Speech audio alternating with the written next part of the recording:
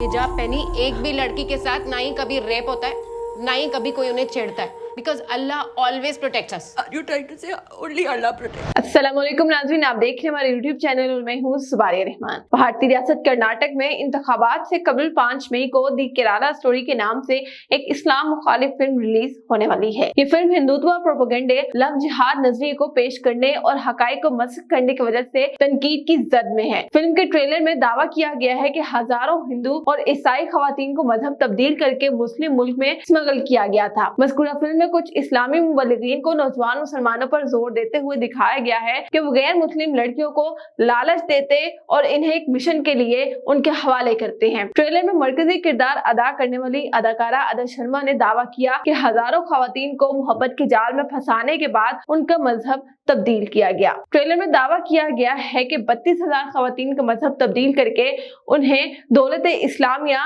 Iraq और शाम जैसी दहशतगर्द तंजीमों में शामिल होने पर मजबूर किया गया था। केरला से ISIS में शामिल होने वाली 32,000 खवातीन के दावे को ऑल्ट न्यूज ने तहकीक के बाद बेबुनियाद करार दिया। फिल्म डायरेक्टर सीन ने ऑल्ट न्यूज के साथ रिपोर्ट शेयर करने से ये कहते हुए इनकार कर दिया कि वो फिल्म की रिलीज के बाद ऐसा करेंगे। केरला के वजीर आला पिनाराई विजयन ने बीजेपी की चीफ सरपरस्त RSS का हवाला देते हुए पहले ही फिल्म को सिंह परिवार की झूठ की फैक्ट्री करार दिया। वजीर आला ने कहा कि प्रोपेगेंडा फिल्मों और मुसलमानों को उनकी दूसरी शक्ल देने को सिंह परिवार की तरफ से केरला में इंतखाबी सियासत में फायदा हासिल करने की मुख्तलिफ कोशिशों के तनाजुर में देखा जाना चाहिए। केरला में उनके मामूल के हथकंडे काम नहीं करते, इसलिए वो जाली कहानियों पर मबनी फिल्म के जरिए तकसीम की अपनी सियासत फैलाने की कोशिश कर रहे हैं। फिल्म पर तनकीद से भारत तक महदूद नहीं रही। सऊदी अखबारात, अरब न्यूज और सऊदी गजट के साबिक चीफ एडिटर खालिद अलमीनिया ने कहा कि